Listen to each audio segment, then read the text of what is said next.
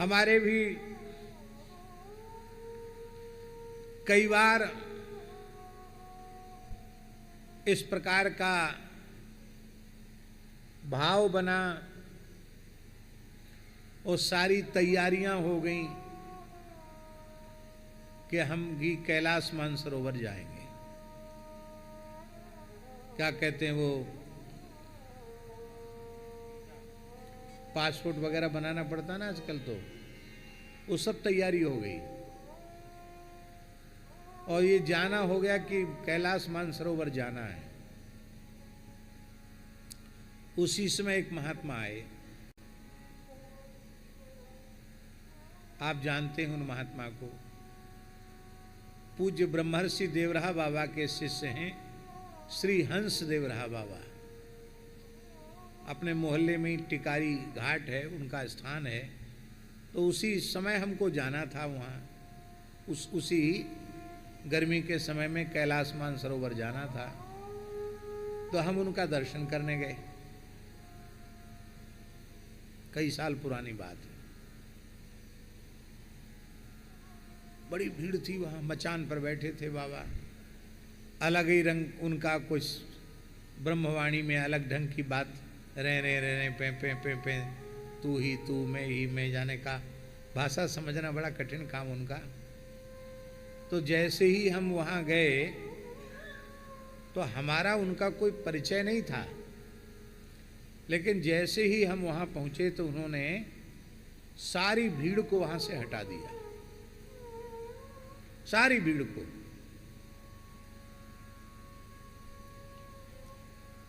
अपने जो शिष्य सेवक थे उनको भी हटा दिया, केवल हम थे, वो थे। शायद हमारे साथ बाबूजी थे कि नहीं थे, ये नहीं थे, केवल हम और वो दो ही लोग थे। हाँ, तो वो महात्मा हमसे बोले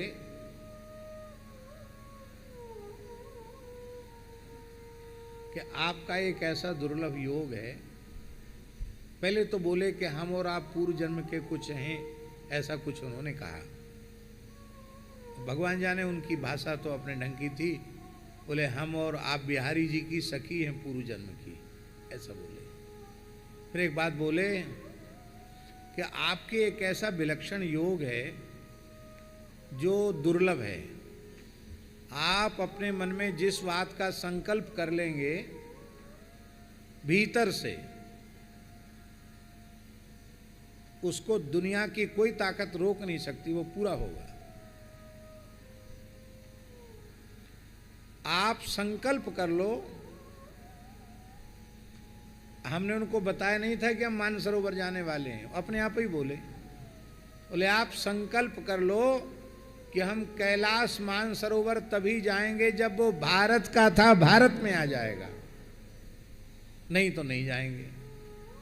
तो एक ऐसा अवसर आएगा कि मानसरोवर कैलाश फिर से भारत में आ जाएगा।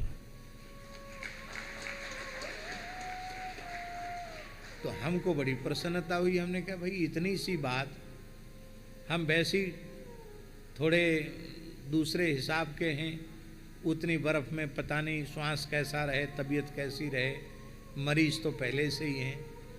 एक और महात्मा ने कह दिया, तो हमने कहा बहुत अच्छी बात है। यदि हमारे संकल्प करने से ऐसा हो जाए तो ठीक है, हम वचन देते हैं कि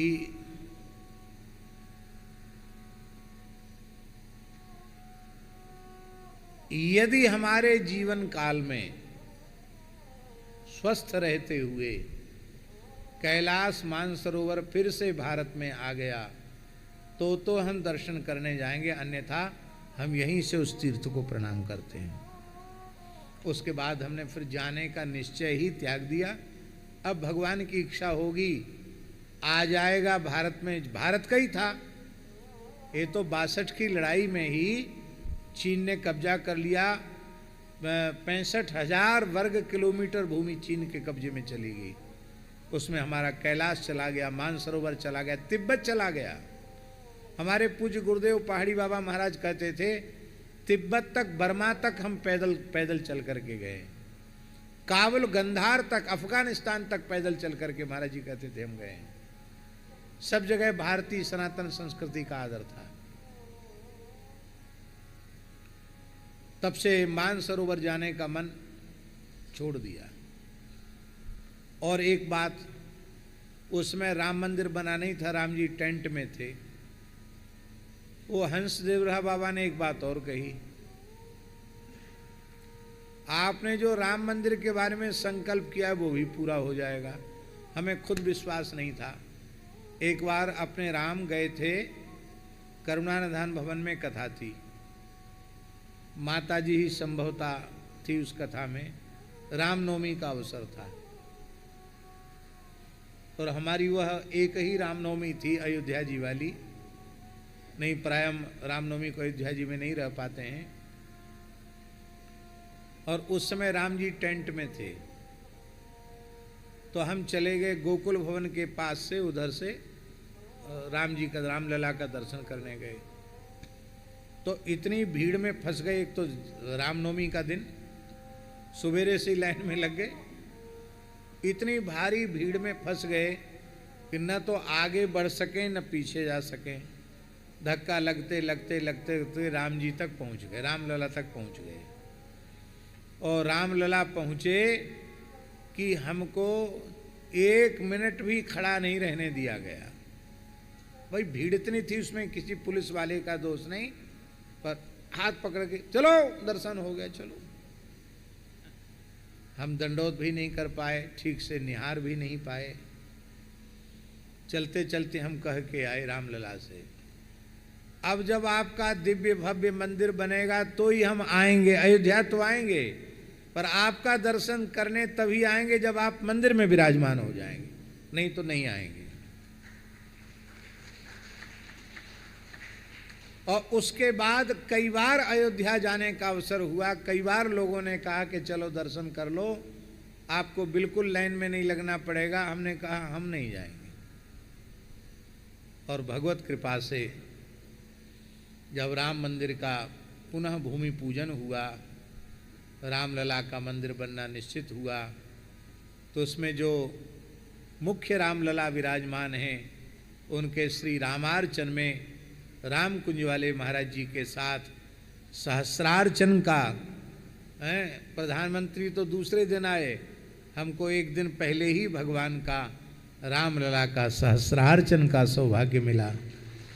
और फिर दिव्य भव्य राम मंदिर के दर्शन का तो आज समस्त विश्व के हिंदू दर्शन करके धन्य धन्य हो रहे हैं, कृतार्थ हो रहे हैं। बोलो भक्तवत्सल भगवान की जय। इसलिए हम प्रार्थना करते हैं कि भगवान और कोई संकल्प पूरा करे न करे, लेकिन भारत हिंदू राष्ट्र हो, भारत अखंड हो, गोवध के कलंक से विमुक्त हो, हमारी ऐसी प्रार्थना भगवान रंगनाथ के चरणों में है कि हम लोग अपने जीवन काल में इसका दर्शन करके जाएं। और हमें लगता है महाराज जी इसकी शुरुआत हो चुकी है। हम फिर आपको निवेदन करें, छठनी का समय आ गया है। कोरोना से छठनी शुरू है, छठनी होते होते होते होते होते होते जोरदार छठनी होने वाली है। छठनी जानते हो ना, जनसंख्या कम होने वाली है। फिर उतने ही लोग बचेंगे जिनकी वेद में श्रद्धा है, गाय में श्रद्धा है, ब्राह्मण में श्रद्धा है, देवता में श्रद्धा है, तीर्थ में श्रद्धा है, जिनका जीवन धर्म और सदाचार से संपन्न है, वे ही लोग बचेंगे। समय बहुत अच्छा आने वाला है। ऐसे संकेत भगवत कृपा से प्राप्त हो रहे हैं। कोई लड़ा थोड़ी रहा है लोगों को, ये आपस में लड़ भिड़ रहे हैं। पहले तो ये धर्म के नाम पर सब एक हो जाते थे, अब आपस में ही मर कट रहे हैं। और यह युद्ध कब अपने भीषण भयंकर स्वरूप में प्रकट हो जाएगा, इसका कोई ठिकाना नहीं। इसलिए हमारी आप सबसे प्रार्थना है कि इस समय का उत्तम उपयोग करते हुए हर व्यक्ति को उपासना का समय बढ़ा देना चाहिए, क्योंकि वे ही बचेंगे जो ठीक ठाक रहेंगे, नहीं तो बचने वाला कोई नहीं। कौन कब चला जाएगा कोई ठिकाना नहीं। बोलो वृंदावन बिहारी।